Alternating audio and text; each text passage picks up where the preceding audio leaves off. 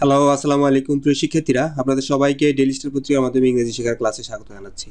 প্রিয় শিক্ষার্থীরা, আজকে আমার হেডলাইনটা হচ্ছে এই যে 28শে মার্চ শুক্রবার দুপুরের সময় মায়ানমারে একটি ভয়ঙ্কর ভূমিকম্প হয়েছে। সেই ভূমিকম্প সম্পর্কিত একটা আর্টিকেল আমরা জানবো, কোথায় ভূমিকম্প হয়েছে, কখন হয়েছে, কী পরিমাণে ক্ষতি হয়েছে এবং এই বিষয়গুলোর পাশাপাশি সবচেয়ে গুরুত্বপূর্ণ হচ্ছে যে সহজে ভোকাবুলারি শিখে ফেলবো আমরা।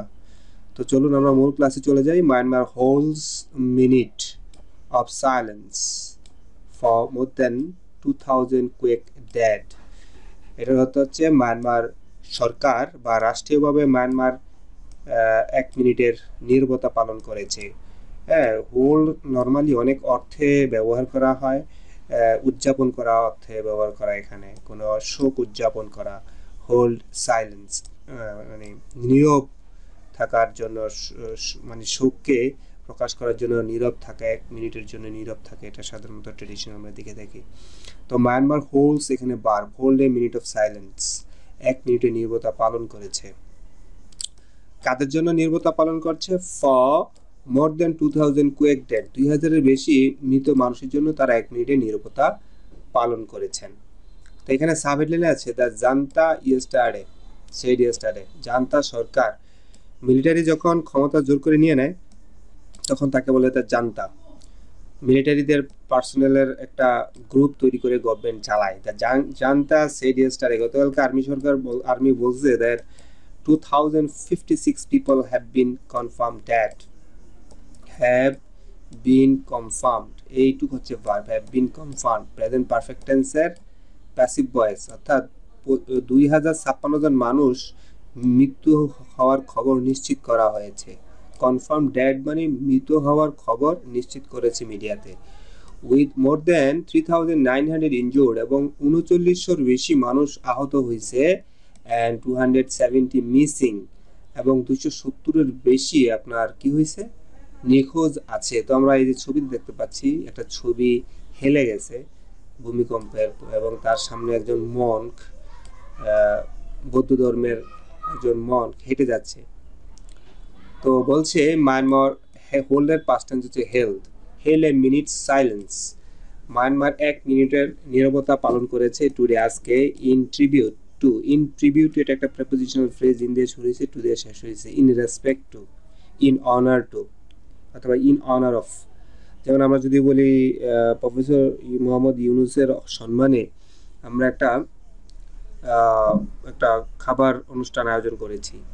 উই অ্যারেঞ্জড, মানে আমরা কি বলবো, and a party in honour of professor doctor Mohammad Yunus. তো Myanmar held the minute of silence today, Myanmar 1 মিনিটের নীরবতা পালন করেছে ইন ট্রিবিউট টু, সম্মানী victims of a catastrophic earthquake, একটা ধ্বংসাত্মক। ক্যাটাস্ট্রফির অ্যাডজেক্টিভ হচ্ছে ক্যাটাস্ট্রফিক, ক্যাটাস্ট্রফিক হচ্ছে ডেস্ট্রাকটিভ। ভূমিকম্পটা কেমন আমরা যদি দেখি, যে এই ভূমিকম্পটার একটা স্পেশাল টাইপস অফ আর্থকুয়েক, যেখানে অনেক বেশি সারফেসের ক্ষতি হয়, ল্যান্ড সারফেসের ক্ষতি হয়, প্লেন ল্যান্ডসের ক্ষতি হয়। তো বলছে মায়ানমার 1 মিনিটের নীরবতা পালন করেছে আজকে। কাদের স্মরণে? ওইসব যারা ভুক্তভোগী স্মরণে, যারা ভিকটিমস অফ ক্যাটাস্ট্রফিক আর্থকুয়েক, ধ্বংসাত্মক ভূমিকম্পের শিকার যারা হয়েছে, এবং যে আর্থকুয়েকটা দ্যাট হ্যাজ কিল্ড, যে আর্থকুয়েকটা মানে প্রাণ নিয়েছে মোর দেন 2000 পিপল, অর্থাৎ যে আর্থকুয়েকটা 2000-এর বেশি মানুষের প্রাণ নিয়েছে, সে আর্থকুয়েকে যারা শিকার হয়েছে, ভিকটিমস হয়েছে, তাদের স্মরণে মায়ানমার আপনার 1 মিনিটের নীরবতা পালন করেছে। তো এখানে এই নীরবতা পালনের পরে আরও যে বিষয়টাকে একটা প্রেজেন্ট পার্টিসিপল ব্যাখ্যা করছে, বাকলিং রোডস, ভূমিকম্পে রাস্তাঘাট সব ওলট পালট হয়ে গেছে। বাকল শব্দটা হচ্ছে বেগে যাওয়া, ও মানে অনুর্বর হয়ে যাওয়া, আনইভেন হয়ে যাওয়া। আমরা বাকল শব্দটাকে আমরা এখানে চ্যাটজিপিটি জিজ্ঞেস করছি, সে বলছে যে ইন্টেন্স শেকিং, তীব্র ঝাঁকুনির ফলে ভূমিকম্পে, কজ দ্য রোডস ক্র্যাক, রাস্তা যে ফাটল ধরে যায়, ব্যান্ড অথবা বেঁকে যায়, অথবা লেফট আনইভেনলি, অথবা এটা অনুর্বর হয়ে যায়, এই জিনিসটাকেই বলছে বাকলিং রোডস। তো এখানে বলছে মানে রাস্তাগুলো ধ্বংস হয়ে গেছে, ফ্ল্যাটনিং বিল্ডিংসগুলো মাটির সাথে মিশে গেছে, অ্যাজ ফার আর as far away as Bangkok। বলছে এত তীব্র ভূমিকম্প হয়েছে যে ব্যাংকক এত দূরে, সে ব্যাংককের পর্যন্ত রাস্তাঘাটের অথবা ব্যাংককেরও অনেক ক্ষতি হয়েছে। 4 days after the shallow 7.7 magnitude earthquake, অর্থাৎ এই 7.7 মাত্রার শ্যালো আর্থকুয়েক বলার কারণ হচ্ছে যখন আর্থকুয়েকের সারফেস লেভেলে, আর্থকুয়েক দুই রকম হয়, একটা হচ্ছে সারফেস লেভেলের বেশি ক্ষতি করে, একটা হচ্ছে ভূমিকম্পটা সাগরের নিচে চলে যায় অথবা 10 মাইল গভীরে চলে যায়। 10 মাইল উপরের আর্থকুয়েককে বলে শ্যালো আর্থকুয়েক, বাট এটা শ্যালো অর্থ হচ্ছে অগভীর আর্থকুয়েক বললেও শ্যালো অর্থ আমরা জানি কম পানি, অগভীর। একটা পুকুর যদি শ্যালো হয় তখন সেই পুকুরকে বলে পুকুরে বেশি পানি নেই, গভীরতা নাই, নাব্যতা নাই, নদীতে নাব্যতা নাই, শ্যালো রিভার, শ্যালো। আবার শ্যালো পার্সন যদি হয় সে মানুষের একটু ফিকল মাইন্ডেড, একটু মানে কথাবার্তার গভীরতা নাই, বাচ্চা বাচ্চা স্বভাবের। এখানে শ্যালো আর্থকুয়েক বললে আবার মনে যদি করেন যে এটা স্বাভাবিক বা খুব কম ক্যাটাস্ট্রফিক বা কনডাস্টিক, তা হবে না। শ্যালো আর্থকুয়েকগুলো সারফেসের বিল্ডিংয়ের ইনফ্রাস্ট্রাকচারের সবচেয়ে বেশি ক্ষতি করে, আর যেগুলো ডিপ আর্থকুয়েক সেগুলো নিচের দিকে চলে যায়। তো বলতেছে এই মানে ভয়ঙ্কর এই 7.7 ভূমিকম্পের 4 দিন পরে মেনি পিপল, অনেক মানুষ ইন মায়ানমারে আর স্টিল স্লিপিং, তারা এখনো ঘুমাচ্ছে। আর স্টিল স্লিপিং হচ্ছে ভার্ব হচ্ছে মেনি পিপল, অনেক মানুষ এখনো ঘুমাচ্ছে, আউটডোরস, বাইরে ঘুমাচ্ছে। Either unable to return to reunite homes, কেন বাইরে ঘুমাচ্ছে সেটা কমা দিয়ে বলছে। হয়তো ইদার অর্থ হয়তো তারা আনএবল এখনো পারছে না, রিটার্ন ফিরে যেতে, টু রুইন হোমস তাদের ধ্বংসবেশ, রুইন মানে ধ্বংস, ডেস্ট্রয়েড, তাদের ধ্বংস বাড়ি, ধ্বংসের যে স্তূপ সেই স্তূপের বাড়িতে তারা যেতে পারছে না। অর অথবা ইদার বসলে কিন্তু অর বসে, either dot dot dot or, either unable to return to ruin homes, হয়তো তারা বাড়িতে যেতে পারতেছে না, or afraid of further aftershocks, অথবা চিন্তা করছে যে আমরা বাড়িতে গেলেও আবার যদি আফটার শকস, আমরা জানি ভূমিকম্পের পরে 14 দিন 15 দিন ধরে আফটার শক হতে পারে, তো আফটার শকের ভয়ে তারা বাড়িতে যাচ্ছে না। সাইরেন্স মানে আমরা এই যে দেখেন যখন কোনো বিপদ সংকেত বাজে, লাল বাতিটা বেজে ওঠে, অথবা আপনার দেখবেন অনেক নিরাপত্তা প্রহরী এই সাইরেনটা ব্যবহার করে।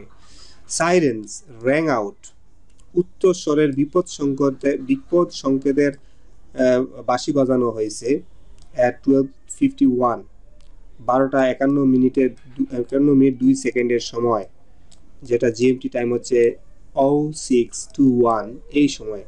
তো বলতেছে দ্য প্রিসাইজ টাইম মানে exact time the earthquake struck, যে সময় শুক্রবারে আর্থকুয়েক আঘাত হানছিল এই সময়টা হচ্ছে এক্সাক্ট সেই সময় সাইরেন বেজে উঠছিল।